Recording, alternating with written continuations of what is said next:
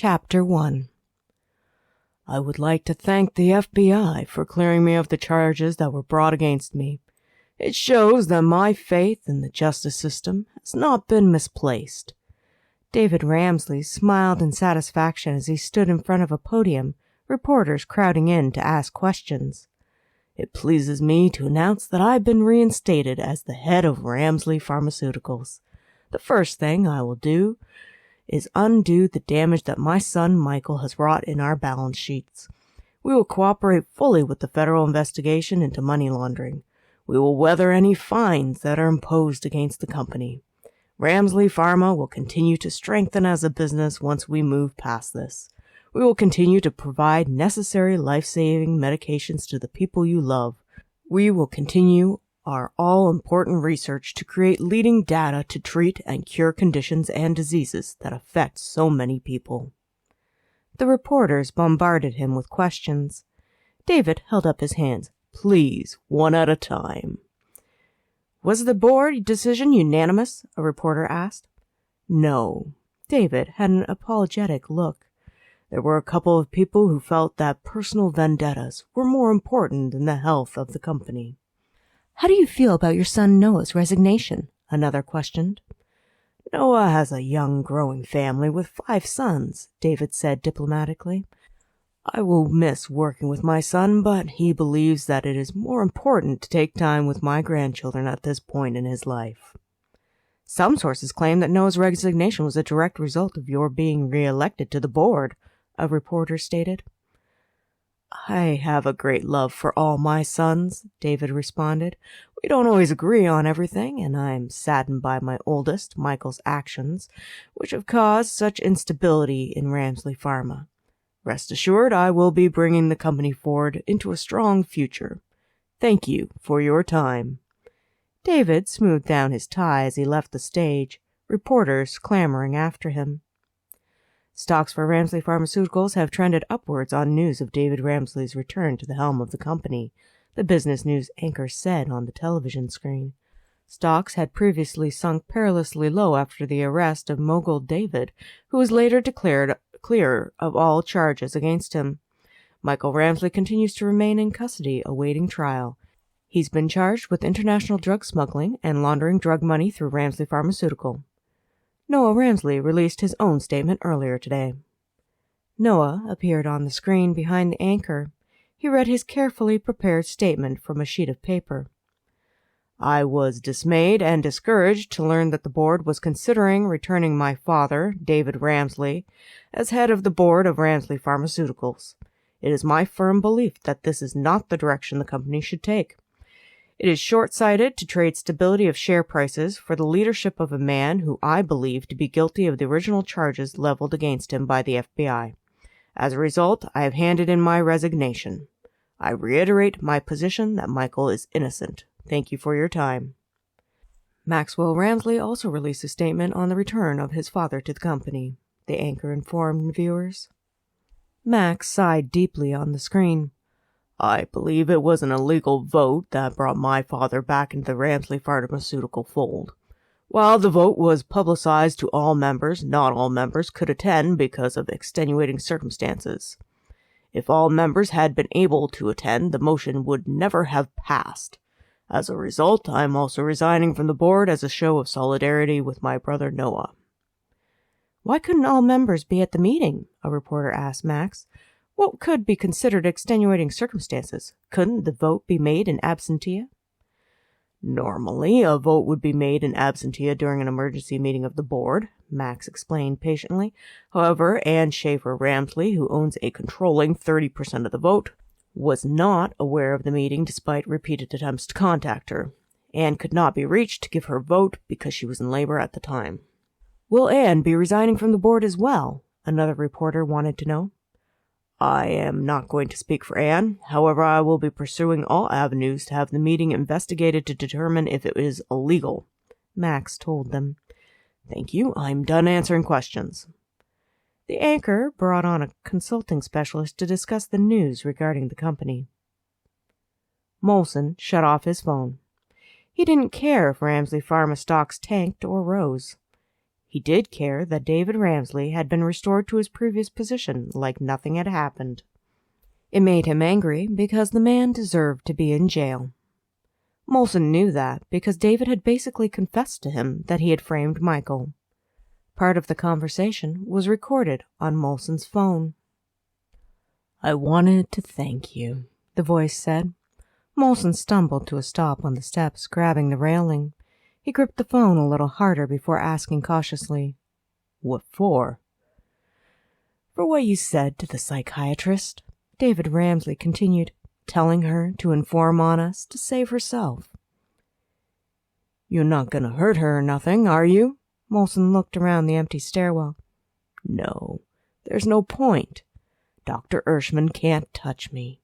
David chuckled. "Neither can Bethany. It was her father that was so worried about her. Now neither Ted nor his daughter can touch me. I suppose you can tell your brother his heart's desire is safe." "You mean by Ted can't touch you?" Molson activated the voice recorder on his phone. He hoped that it would make a clear recording from the call. "Ted died in jail earlier today."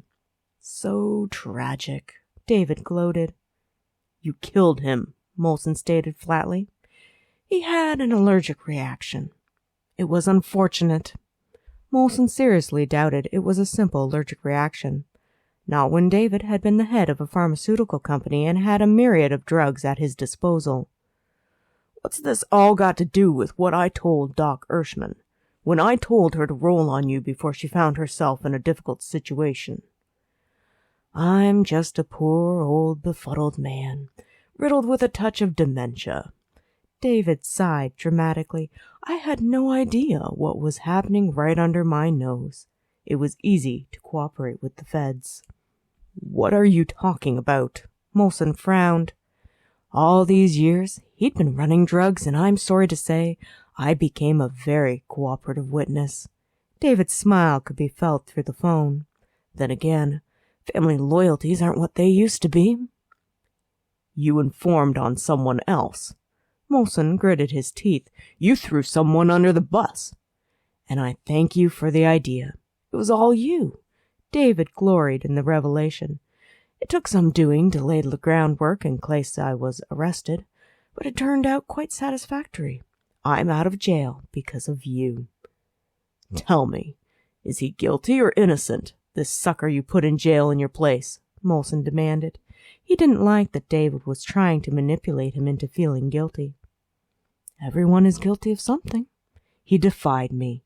That was enough," David sneered. "Who is it?" Molson questioned angrily. "You can read about it in the papers and know that it's all you're doing," David said smugly. "Once again, thank you, son. I appreciate your contribution to my freedom." When Molson had brought it to his brother Drew, a detective with the local police force, Drew had disappointingly discounted the recording. David was never mentioned by name, so no one can prove that it was him. Molson had never felt so powerless or so guilty. He knew that he hadn't taken any actions that put Michael in jail. Molson knew it was all David's doing, yet he still had a sense of gnawing guilt that he couldn't shake. It ate steadily inward, like an ulcer that wouldn't heal. He needed to clear Michael's name. He needed to see David back in prison where the man belonged. Molson wasn't the only one who wanted that to happen. Michael's brothers and cousins believed in his innocence as well. Drew had been invited to a meeting with the group. They hoped to pool their resources and information. Reluctantly, Drew had told Molson about the meeting, suggesting he come as well. Molson wasn't sure what the Ramsleys would think of them, the illegitimate half-siblings that had never been invited to grace the billionaire family's door before now. Part of Molson felt a little bitter about the fact. Then again, it wasn't like they had invited any of the Ramsleys to the small, old, and run-down home that the Colburns had grown up in.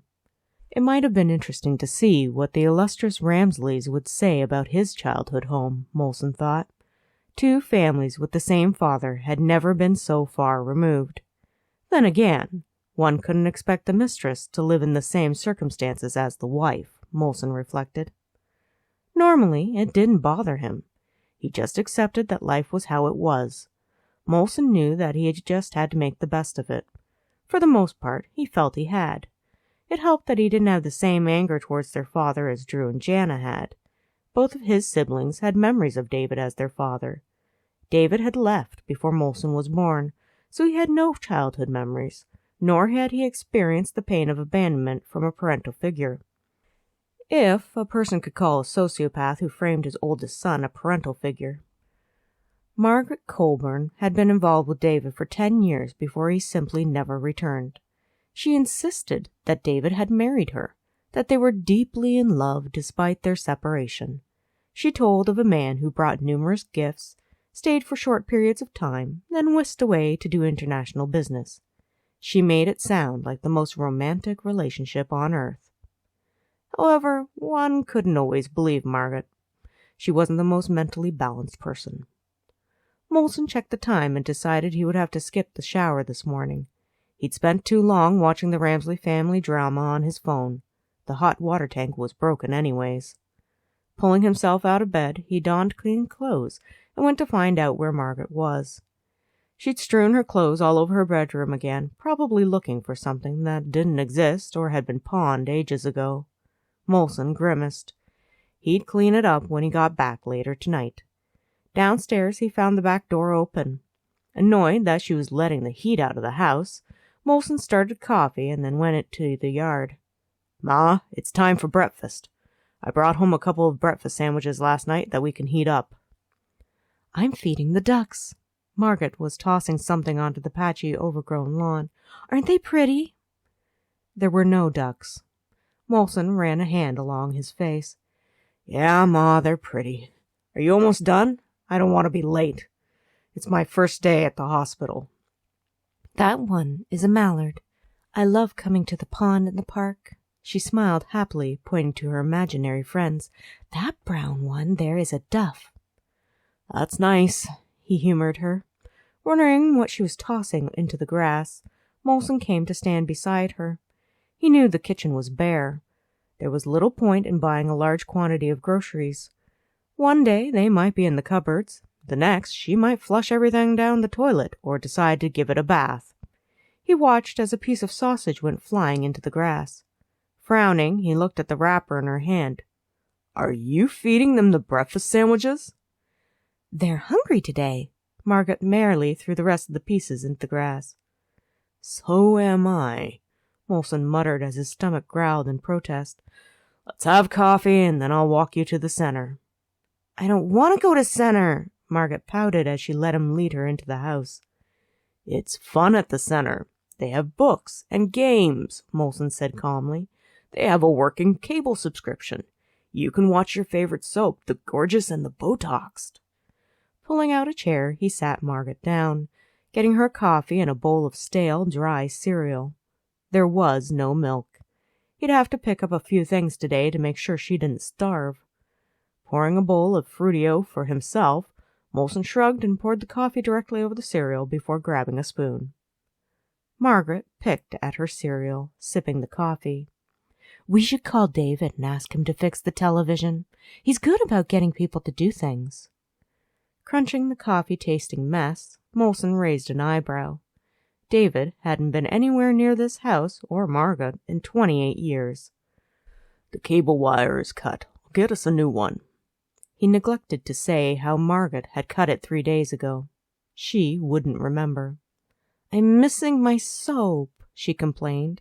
"You can watch your soap at the center," Molson reminded her. He set down his empty bowl and rummaged through the cupboard, searching for the lockbox. "All the people are old at the center." Margaret wrinkled her nose. "I'm not old." "Where did you hide the lockbox?" He heaved a deep sigh. "Ma, you need to leave it where I put it. Your pills are in it." "I don't need any pills," Margaret said stubbornly. "I'm perfect the way I am." "How do you argue with that?" Molson looked upwards for patience. He would find the lockbox later. Margaret would just have to go without her pills for the day. It was a never-ending battle between the two of them, and Molson had to admit that more often than not, Margaret won. He grabbed her coat. "Let's go." "Where are we going?" Margaret asked. For a walk. Maybe to the park, Molson told her, slipping her coat on. Could we feed the ducks? Her eyes twinkled in excitement. If we find any, Molson promised her. He knew that if he told her they were going to the center, she'd balk. This would be easier. It was a short walk where he could distract her by talking about the birds or the squirrels that they saw. At the center, he parked her at a table where some older folks were doing a puzzle. How's she doing today? Gail, one of the workers, asked. Feeding the ducks, Molson shrugged. Not bad. She hit her pills again. Molson, you really need to stay on top of that, Gail clucked. It's important she gets her correct medications on time. I know it. Molson tried not to be defensive. He knew what Margaret was like when she wasn't taking her medications, more than anyone else. I had them on the highest shelf in the cupboard in a lockbox, but it was missing this morning. I'd hoped they'd be out of her reach. I'll find them later. Make sure that you do, Gail remonstrated him. The center was not responsible for any participants taking their medications. They also didn't tolerate any bad behavior, which meant if Margaret wasn't properly medicated, she might get thrown out. Molson desperately needed them to babysit his mother. I'll find them, he repeated. He looked at Margaret, who was engrossed in trying to jam a puzzle piece together with another. I gotta go, Ma. Clemmy is picking you up later and I'll drop in for supper, okay? Margot ignored him. She was probably mad at being at the center, or perhaps she was plotting her escape. Maybe she really was just concentrating on the puzzle. Who knew? Molson mentally shrugged and headed out the door. He took the bus to Mercy Hospital. At the information desk, he found out where he was supposed to go. Excuse me, sir? A burly security guard stopped him.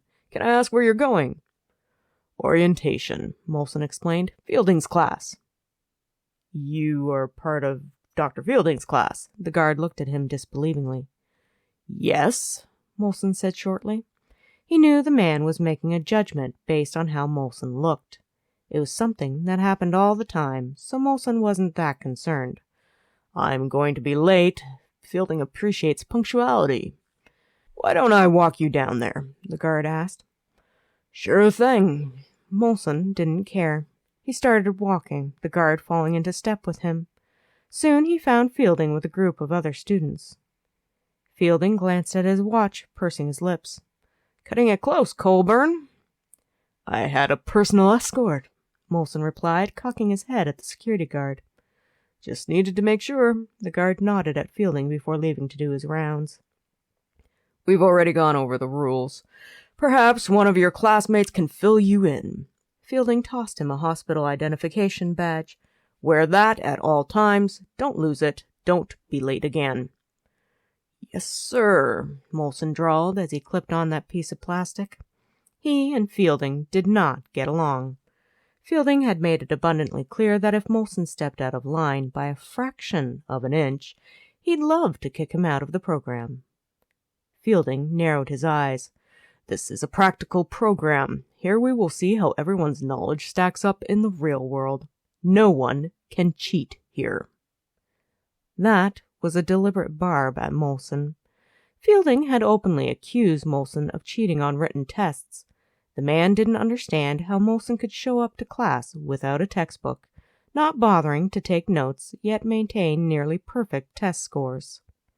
If he had simply asked, Molson could have told him that he had near-perfect memory.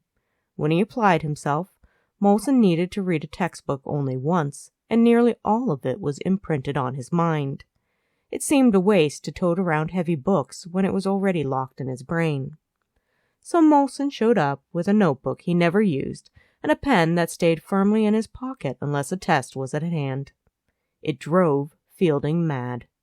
In return, he drove Molson mad. If Fielding wasn't going to ask how he did it, then who was Molson to tell him?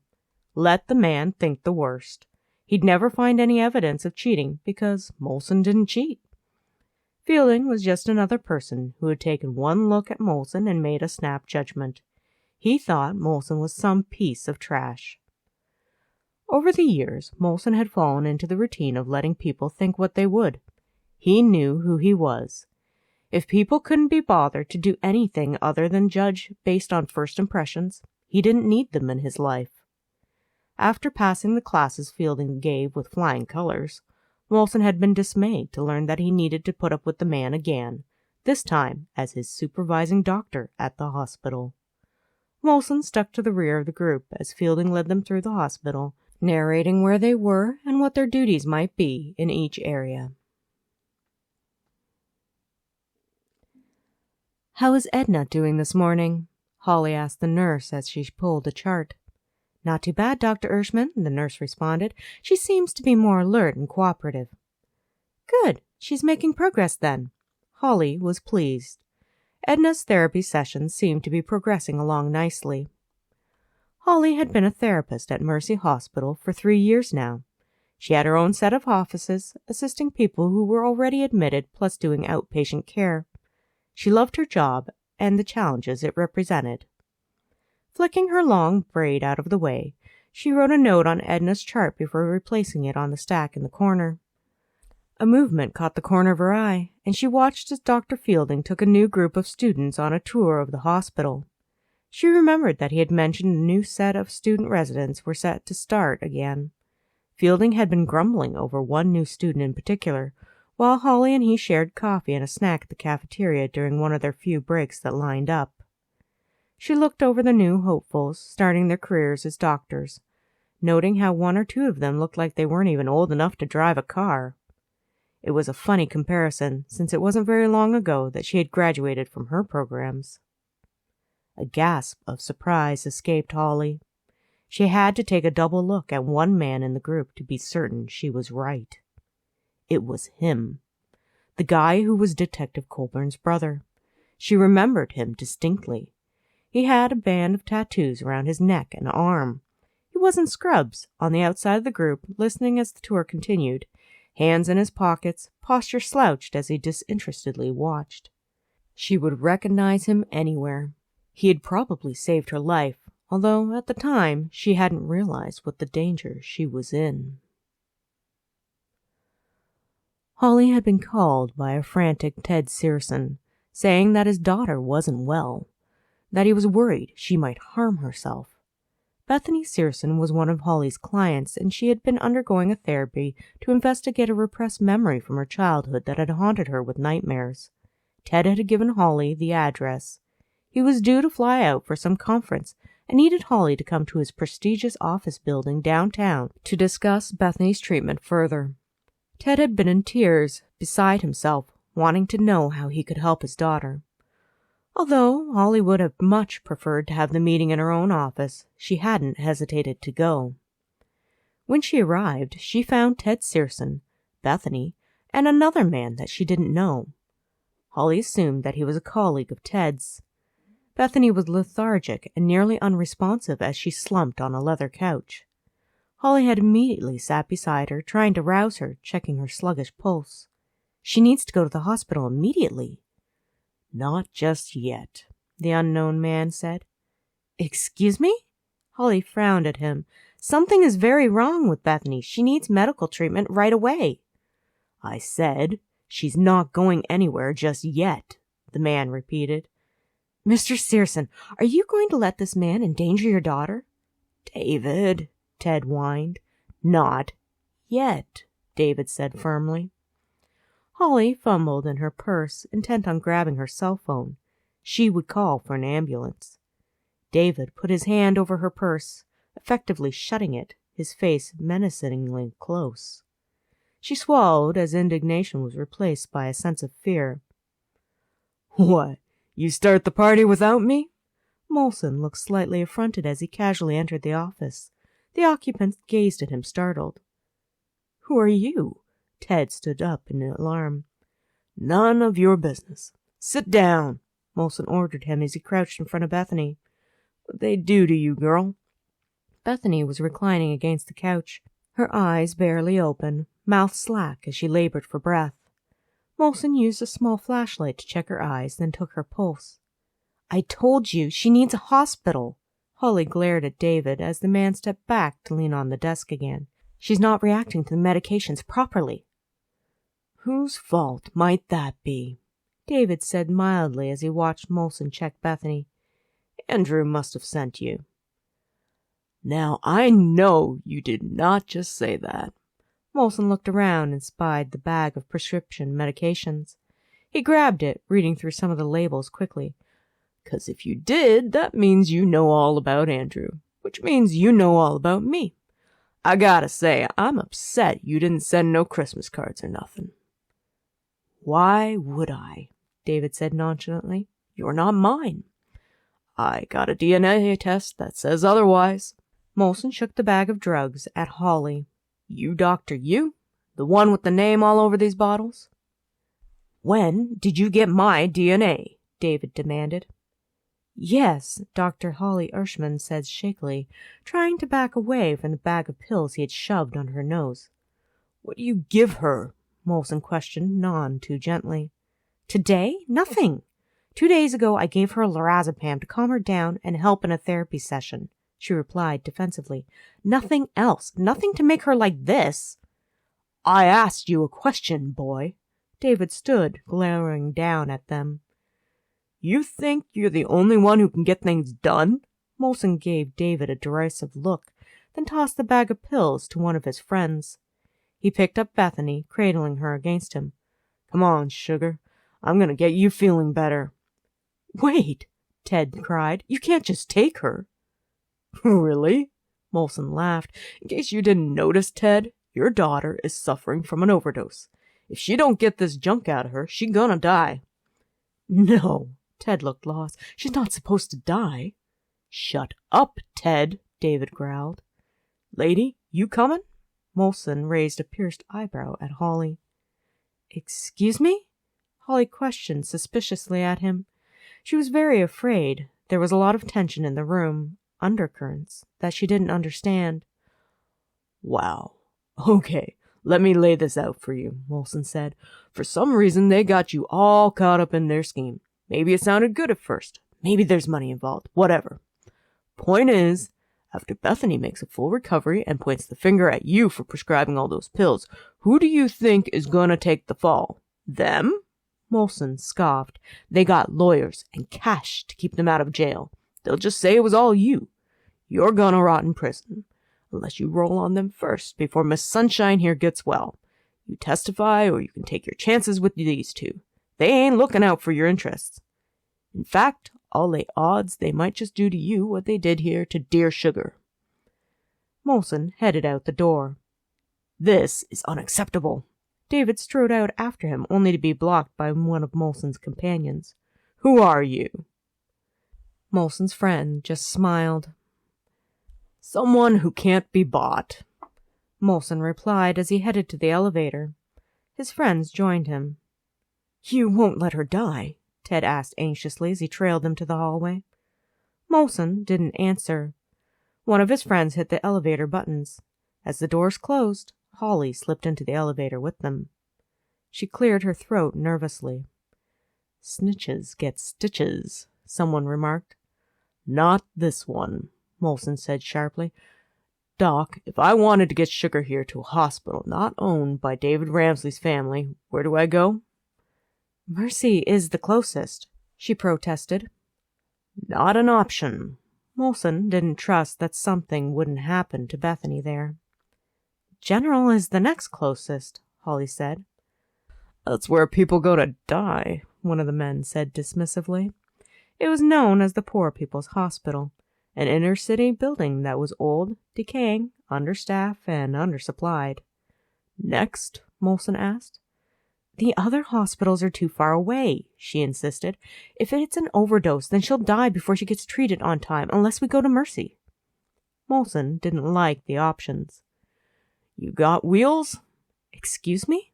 Holly didn't understand the quick change of direction of the conversation. Wheels? A car? You got a car? Molson repeated with some frustration as they exited the building. Not like we can take Sugar here on the subway. Yes. Holly dug in her purse for her keys, trying to keep up with the group of men. I'm gonna let the cleaning lady know that she can go back to work. Call it a false alarm or something. One of the guys commented as he split from the group. What are you doing? Drew demanded as he ran up. He'd parked the bike on the sidewalk and had come directly to Molson as they were coming out of the building. "I thought I told you to stall, not grab her." "You're welcome," Molson replied dryly. He was surprised as Drew immediately reached out to transfer Bethany into his own arms. Molson smirked. "You got a thing for her?" Drew gave Molson a dark look, ignoring the comment. He looked in alarm at the nearly unconscious Bethany. "What happened? Have you called an ambulance?" "No." Molson shook his head.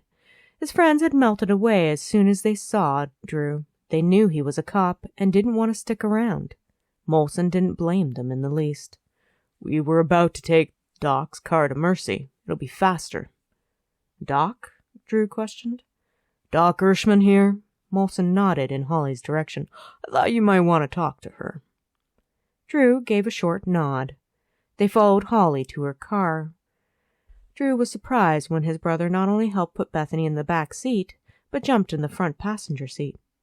"Thought I'd see how this all plays out." Molson winked at Holly. "Hey, Drew, you know our old man is involved in all this?" Drew frowned. "What do you mean?" "It's all cozy up there. The Doc, Sugar's dad, and Mr. Moneybags Ramsley himself." Molson shrugged. "He must have a stake in all this." "Stop calling her Sugar." Drew glared at Molson, who ignored him. "When we get to the hospital, I'm going to take both your statements." "I expect nothing less," Molson commented. "Honey, you gonna lay on some gas? It'd be better if we get to the hospital before she dies." "I'm well aware that we need to get to the hospital as quickly as possible." Holly made a turn. "However, I can't exactly break any traffic laws." "You got a cop in the back seat." Molson rolled his eyes. "If we get tagged by some other cops, he'll explain at the hospital. Now punch it." Holly looked in her rearview mirror at Drew. "If you see an opening, take it. Don't get into an accident, but don't worry about traffic laws either," Drew said grimly. "I should have driven." "You?" Molson huffed with a smile. "I can pass you any day of the week." "Only because you're reckless," Drew grimaced. He checked to make sure Bethany was breathing. "Do you know what she's on?" "No," Holly replied. "I think she was given something before I came to the office. All I gave her was a simple lorazepam a couple of days ago. She shouldn't be like this. We tried a regressive therapy technique. It involves relaxing the patient and walking them through their memories. She did really well. Afterward, her father took her home since Bethany was still too relaxed on the medications. Then today, I got a phone call to meet Mr. Searson at the office. He wanted to discuss Bethany's treatment and said she'd been depressed lately. He convinced me to come. When I arrived," Holly continued as she made a turn, "I found Bethany like this. Mr. Searson was there and another man. I assume he's a colleague of Mr. Searson's?" "What about all the drugs you prescribed to her over the past 4 days?" Drew asked. "I haven't prescribed her anything for over a month." Holly frowned. "Cut to the truth, lady," Drew said shortly. "I saw the bottles with your name on them. There's nearly a dozen prescriptions, all within the last 4 days. "No," Holly insisted. "I didn't prescribe them." "I got a theory." Molson looked back at Drew. "Not sure I should say it in front of her."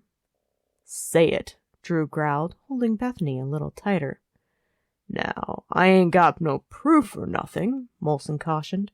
"My thinking is that Sugar's been set up. Accidental overdose. I'm betting there was a piece up in that office. Her daddy gets so upset by Sugar's death, he kills the Doc and then himself. Everyone calls it a tragedy and says we need better laws for overprescribing meds. At least, that's what everybody's gonna think by the time the papers get through with it. My guess is Pop was there to do the actual killing. Pop goes totally free. No one knows he was there." "They were going to kill her?" Holly shook her head. "Her father loves her. He wouldn't do that." "David Ramsley don't love her. He don't love nobody but himself," Molson replied dryly. "He ain't got the same moral codes as everyone else. I seen that look in his eyes in some gangbangers. It's the same." "There's no proof," Drew said shortly. "Why would David Ramsley kill them all and cover it up like a murder-suicide?" "Never said there was proof." Molson looked back at Drew, all serious. "But it ties everything up right neat. Now, why would they want Sugar dead?" Drew thought back to Bethany's dream. She said there had been 2 men, one trying to drown her, one trying to save her. I think you got an idea. Molson nodded at Drew. I can see the wheels turning in your head. You think this is connected to the repressed memories she's been trying to recover? Holly asked as it started to make sense to her. To whatever she saw on the boat. Again, I need proof. Drew grimaced. He had motive if the drug angle was correct. He had suspects. He had a crime.